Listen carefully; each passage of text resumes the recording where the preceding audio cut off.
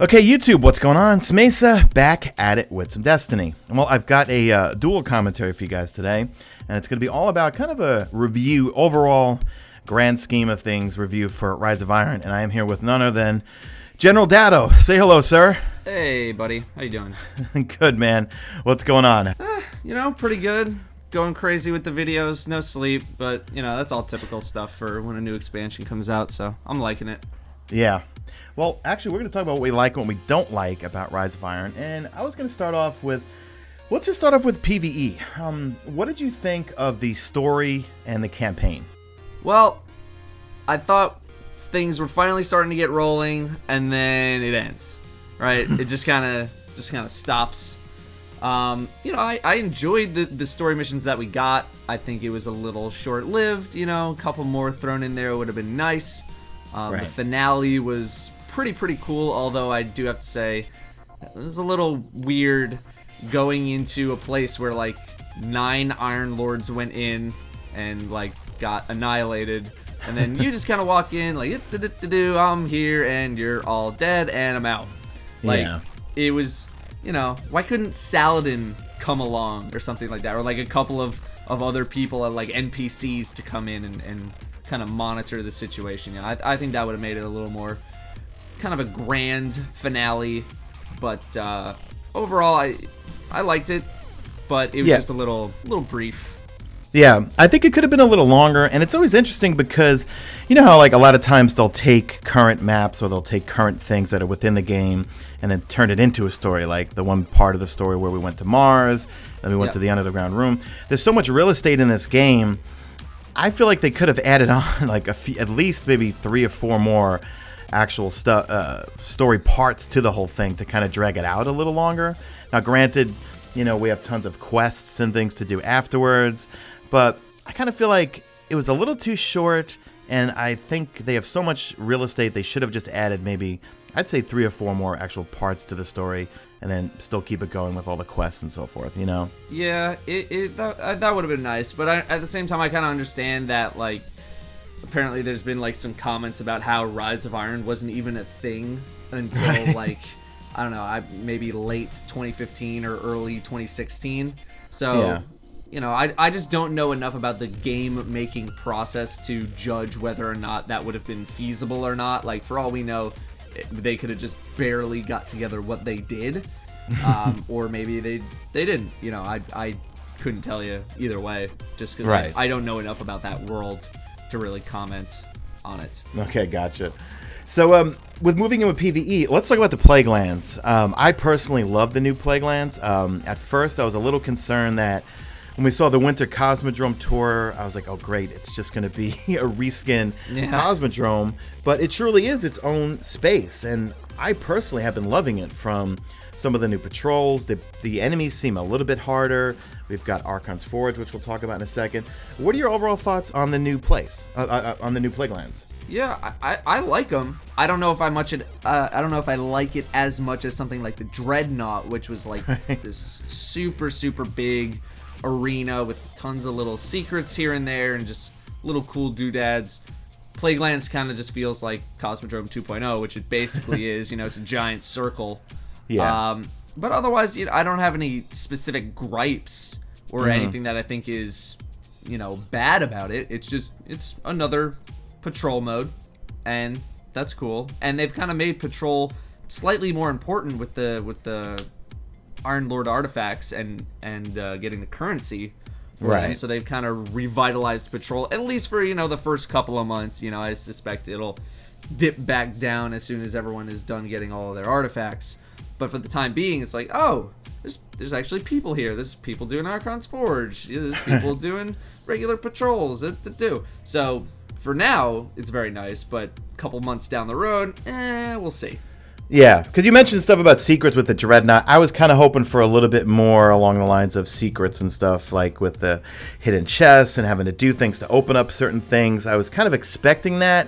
Yeah. It didn't really deliver on that front in terms of explorability. I guess you could say with the Siva keys, how they just kind of open up an empty room. Or they'll give you the 2 chests and an axe. But the chests, I don't think really give you, like, they gave you maybe a couple more materials than usual. Or, like, maybe some motes or some strange coins. But I thought it was going to lead to something a little more in depth. But, yeah, that was kind of a buzzkill. Yeah. Moving on to the Archons Forge. What are your thoughts on Archons Forge? I like fighting in it. I like fighting stuff. It's very fun to just get 6 people in there and just annihilate everything. They said that there was a patch note that I don't exactly remember that made Siva offerings drop more often, which I think is good. The fact that you can only hold one of them at a time is a bit obnoxious. Yeah, it's annoying. And, you know, I think if we were able to at least hold maybe one of each color, that would be nicer, sort of like we did with the with all the runes for Court of Oryx. Court of Oryx. But I mean, otherwise it's fun to fight in there. It's very fun to do that. For some reason, I think like only class items will drop above 365, and everything else is at 365. That's what I was going to complain about. Which is it's a little weird, but at the same time, I get not wanting to give max level items from a patrol mode that you technically don't even need to participate in. You could just shoot a dude and then hide. You'd be a jerk doing it, but it is technically possible. Yeah. So I guess I understand that limitation, given how many other activities can give you 385 items with ease. I like it because it's nonstop action. I think they did kind of dumb down the whole, if you get killed, it's over for you, because I think all of us are probably all going to be maxed out on splicer keys, so we can get right back in. I mean, there's no real, oh my god, I mean, early on, the first few rounds when it first came out, I was like, oh, I died and I just wasted my offering. So, but I like it because it's nonstop action. I usually just do it, and then I'll refresh my Destiny item manager to see if any class items or weapons went to my postmaster because of the green and blue engram problem we kind of have right now. Too many greens. Too many greens. It is what it is, because I guess I need armor materials, or I just break them down and get some glimmer. I'm never glimmer broke, I'll tell you that. I've never had a problem with glimmer, ever. Moving on to the new strike. So we got the Abomination Heist, and we've got the revamped Sepix Perfected. What are your thoughts on those two strikes? I like Sepix Perfected. I like how, at the time we didn't know this, but it actually set up how you would end up doing, well, maybe I should, spoilers. Raid spoiler right here. Yeah. Raid spoiler, mute. It kind of set up how you would end up participating in the Axis fight in the raid. And I only kind of realized that like after I went back and did Sepix Perfected after I did the raid. I was like, oh, huh. Well, they set that up pretty nicely. Because now these cannons have cool names now. There's Null, Shock, Scorch, you know. I was just so used to calling them Scorch. I still call all of them, hey, pick up the Scorch cannon. Oh, wait, no. That's a Null cannon, Sean, not a Scorch cannon. But, you know, I liked Sepix, you know. I like the final boss fight, what they did, because it's way more ads. It's way more kind of action-packed. The Wretched Eye, I kind of gave a little bit of a slightly scathing review when I first played it back at Bungie, but that's because we played on the low level option. We played on like the level 38 option. It was super easy, yeah. Yeah. On Heroic, that place can get a little crazy, especially depending on the modifiers. So on higher difficulties, I definitely appreciate it a little bit more in terms of intensity. I think they could have done something a little bit different with the ogre for the final boss. Right. But I don't not like it as much as I did when I first played it, because we're playing on higher difficulty and it's actually more difficult, shockingly enough, on a higher diffifculty. So, right. Well, I know, like during the Nightfall when it was Arcburn, those as soon as the shanks start dropping down, they were driving people nuts. Yeah, absolutely awful. I feel like they did plug that strike as being, well, there's multiple paths to getting to the end. Yeah, and that it was going to be different every time, but in essence, it doesn't really feel different. The only difference is that some of the silo doors will open up in a different order each time. That's the only difference, but you still go through basically all of the rooms. So that was kind of a cop-out for me. Like, I appreciate that in the Sepix Perfected you could still have the, you could have like the Hive version, or you can have the Siva version. That's fine. But the whole branching paths situation was laid on a little too thick. Yeah. For what actually ended up happening. I agree. Abomination Heist, I like it. I mean, I've always missed Fogoth. I wish they would have brought back the Nexus Strike. That was one of my favorites from year one. But overall, I mean, I love strikes. I think the more the merrier. You know, this, like I said, there's so much real estate in this game. Even though the expansion was $30, I think we should have gotten one more strike with it. What do you think? Yeah, I mean, once again, it's just not knowing what that process is like in terms of actually building a strike. Like, I thought when we got the April update and we got the Broken Chalice, is that what it's called? Blighted Chalice. Blighted Chalice. When we got that strike, I was like, this couldn't have taken them that long to make. They literally don't use any new areas, and all of the enemies are the same except Malak. Right. Like, how could this take this long? But I don't know. I don't know how long it could have taken. It would have been nice to have another strike, you know, given my ignorant knowledge of the fact that, strikes, just throw a bunch of enemies at the thing and it's done, right? You know. I know, like, we make it like it's so, like, we're game developers and, like, they have all this real estate. Just throw a bunch of enemies in and make it a story part. No, right, I mean, exactly. A lot like, more it sounds so behind easy, but to actually put it together, I'm sure is much more difficult than we're giving it credit for. But yeah, I agree with you on that. I mean, they're strikes. At the end of the day, they're strikes. You ever play a Destiny strike? It's just like that. It's nothing game-changing. It's a strike. Okay, moving on to PvP. So, real quick thoughts on Supremacy and private matches. Particularly private matches. Have you been utilizing them? I utilized them probably like the first week that they came out with my clan. We did a bunch of like dumb game modes like all Titan bubbles, you know, punch each other. We did throwing knives only. We did, you know, sniping each other across the cannons on crossroads and, you know, just a bunch of that, you know, fun stuff. Beyond that, I haven't really utilized them, mainly because like my clan hasn't really bothered to get together and do that kind of stuff again. Yeah. So me personally, I haven't really used them too much, but I know there's plenty of other people who are utilizing them a lot. And Supremacy, I never minded kill confirmed as a game mode, like when I played Call of Duty. Yeah. So I was like, yeah, it's kill confirmed. Okay, it's fine. It's good. I like that. I like kill confirmed. And then we got the new maps. And then we got all these new exotics that focus on movement and speed, and now everyone's running around with a shotgun everywhere, like even more so than year 2. And it's just insanity. Like the new maps on 6v6 Supremacy are just, they completely torched sniping because people just gravitate to those close encounter areas because they just want to get right back to the action. So a lot of these snipe lanes that you might see in 6v6, no one uses. Yeah. Because they're just too busy trying to get back to the middle of the room to shotgun people. So yeah, this Iron Banner was, I'd say the loot was the best for me, but the actual game mode, I hated until I hit rank 5 on all 5 characters, and maybe I'm an ass for doing this, but I went back to sniping, and I kept playing because I wanted to try to get some high-end drops, in terms of light and the Sparrow and stuff, and I stopped caring about winning. I went back to my sniper and stopped running around in the middle and was just picking people off. But I feel like for a game mode, it's a great breakup from Control, it's a great breakup from Rift, it's a great breakup from Clash, but for Iron Banner to play it non-stop, it was just, I mean, it was exhausting. Were you playing by yourself or with people?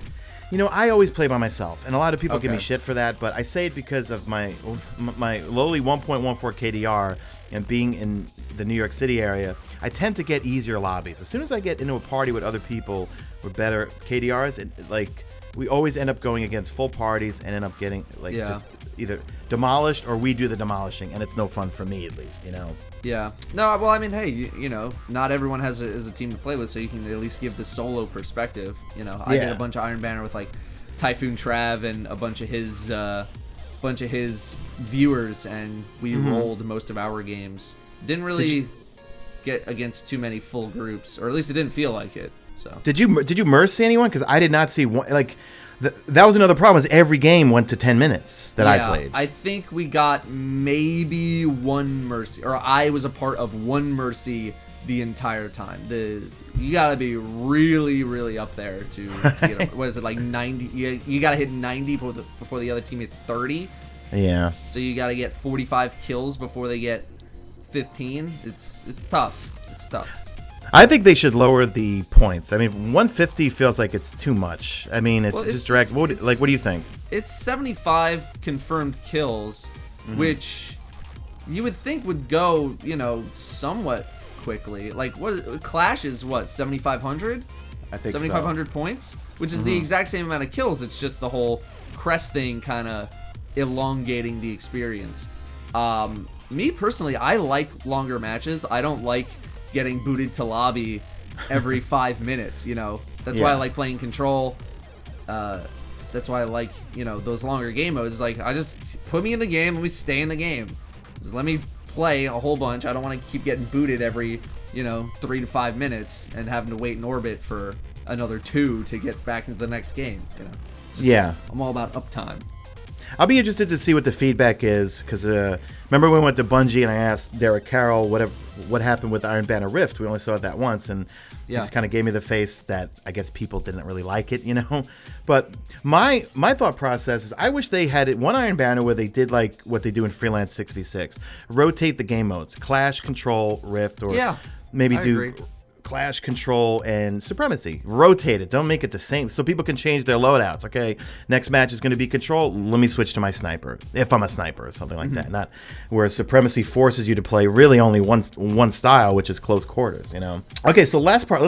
Let's move on to the raid. I guess spoiler alert. And at this point, hopefully everyone listening has already seen the raid. Or what are your overall thoughts on the raid?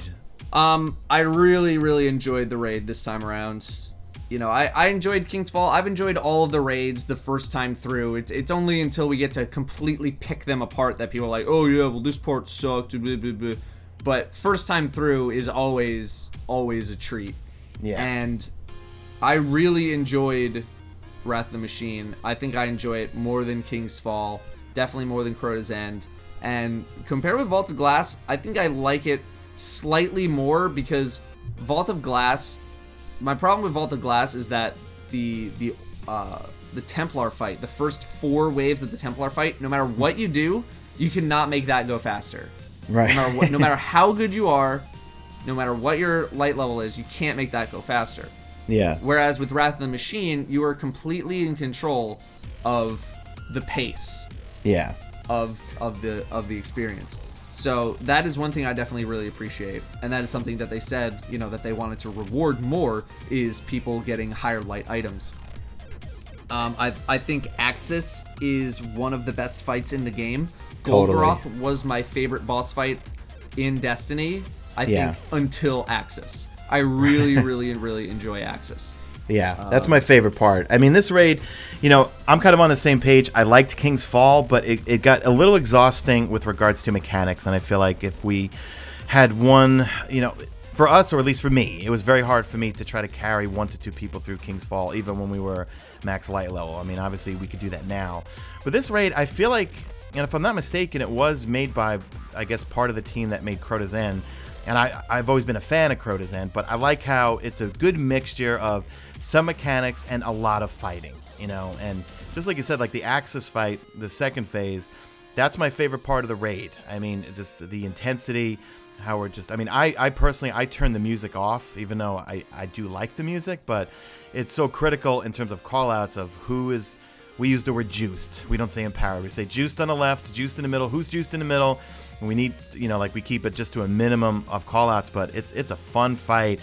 I'm just trying to wonder, what can they do for the challenge modes? What are they going to do? Well, I'm imagining hard mode is just going to be literally the same thing, but harder. But the challenge modes, when they come out for each boss, that's going to be really interesting. Yeah, it'll be interesting to see what ends up happening. A lot of people think that dunking your empowerment on the servitor plates is going to play a more critical role in the encounter. But beyond that, I truly have no idea what they plan on doing for hard mode or challenge mode. It is a mystery for sure. The Death Zamboni, I'm thinking they're going to add more parts that we need to put in. Like right now it's 3, and then when we get to the challenge mode, it's going to be 6 or something like that. And then you have really high level enemies, and you got 6 parts you got to put in. But just overall, and then figuring out the whole monitor thing. And I believe you were one of the first one. You were the first one to figure that out. If we weren't the first, we were the second. I think we were the first to open it up. Because you were the first one I saw on Twitter. You tweeted out the screenshots of it opening up, and we were all like, and even Reddit was like, Datto and his team figured out the puzzle. So I was like, okay, we have to, like, surely someone else would have posted if they figured it out, unless they wanted to keep it a secret for whatever reason. It was. Semantics aside, what are you saying? Yeah, just that, like, I love that whole middle section where we were just exploring the music of this. You know, I've always been a big, being a musician myself, and to me, music really just adds a vibe to anything within Destiny. And like the music when you get to the top of where the Death Zamboni is, the music that's playing when you're going through the monitor rooms on your way down to Axis, everything. I really don't have anything to pick apart about this raid. I mean, it's to the point where for me to say where I've done it for the week, but other people need it, and I still want to do it with them just to have fun, to me speaks volumes of that particular raid. Whereas like with King's Fall, once I got it done for the week, I didn't want to go back in. I was pretty much done with it. I kind of had that feeling with Oryx, because it just took one screw up with Oryx, and you're just like, you're done. Wipe, Charmin. Majority of groups, just if one person died, you were just done. You couldn't make the fight go any faster. That was my big gripe with King's Fall, and like wanting to run it outside of my Tuesday raid streams or whatever. Is just like, I gotta go to Oryx, and it takes so long. But with Wrath of the Machine, 1, I like the Axis fight, so that's not a problem. And 2, I control, or my team controls how fast we go. So as long as we're really good, we can get it done faster, which is very, very satisfying. So I will easily run Wrath of the Machine way more than I will run King's Fall, simply because I like going through the entire place. Yeah, no, definitely, man. And I like how like the raid builds up from the initial when you drop in. It kind of builds up on how you're gonna actually. It gives you a taste of the mechanics right off the bat. Okay, you have to pick up these things and you have to throw it at him.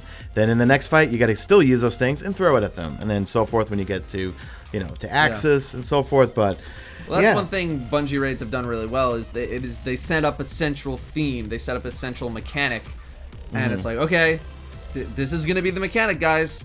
Start learning it, because it's gonna be here throughout the entire thing. And they managed to make everything work together very, very well, and little hints of how certain things are going to happen, like with Sepix Perfected, and then with Regicide for taking King. And so they're very, very good at putting together a raid around this kind of central theme and this central mechanic that persists throughout. And I think players can appreciate that, because the fights aren't changing on them every 3 seconds. It's not like, okay, well, we're done with that one now. We're gonna try this new mechanic out now that has nothing to do with the other one. That's what I'm used to with like World of Warcraft, but with Destiny, I think it works very, very well. Right. And then I'll just end on this before we finish this up. What are your thoughts on the Outbreak Prime? Was it worth the quest? Do you like the weapon? Oh, I love the weapon, and I love the quest. It's everything that people wanted out of Sleeper Simulant. Easily. It was one of the best quests in the game. Not one of the best, the best. Like the entire experience surrounding it was awesome. Yeah. And the weapon itself, what I really enjoy about the weapon itself is that they made sort of a Touch of Malice like weapon that's actually good outside of the raid. Exactly. Touch of Malice in the raid was very, very good. Very, very good in the raid. Outside of the raid, not so much. Outbreak Prime in the raid, very, very good. Very good weapon in the raid. Outstanding. Outside of the raid, still a pretty good weapon. Still pretty good. So I use it that's for what like I like everything. About it. I mean, I use it for PvP. I know people are saying, well, my rolled Hawksaw or PDX-45 is better.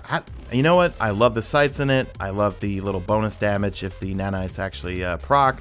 I think it's got no recoil on it. And for PvE purposes, I mean, when it was the Nightfall last week with the Saber Strike, we all used Outbreak Prime, and because of the bonus fallen damage, I mean, you just ripped through it. it was destroyed in seconds. Yeah, Yeah. and if you got small arms and it's a fallen strike, forget it. That's you know what? Normally I thought, okay, it's year 3, Gallahorn's back. I'm gonna be putting Gallahorn for every single boss fight. Not necessarily. I'm using Outbreak Prime a lot more. I think Yeah, Gallahorn is not nearly the powerhouse that it was in year 1, and I think that's not necessarily because it got nerfed, but because other weapons are more on its level, as opposed to it coming down to other people's level.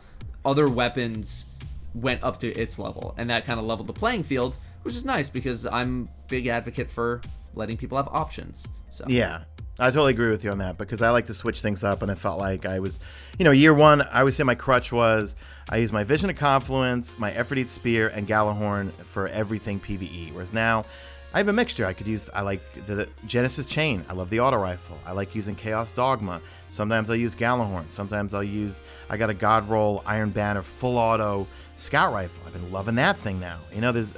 I really like the mix. I forgot to touch upon the raid weapons and stuff. And even though they're reskins, I personally like the way they look.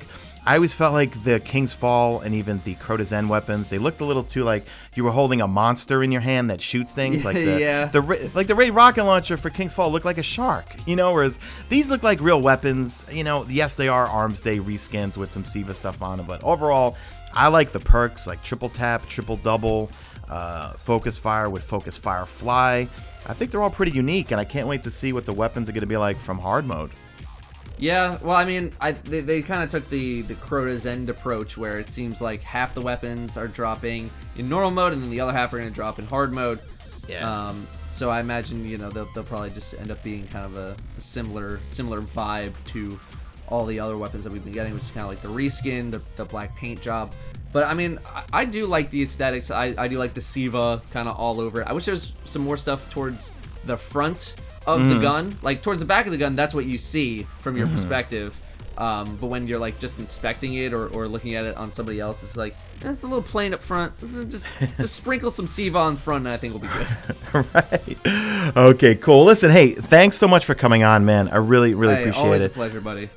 Always. I mean, like we could say that just overall, it's a good expansion.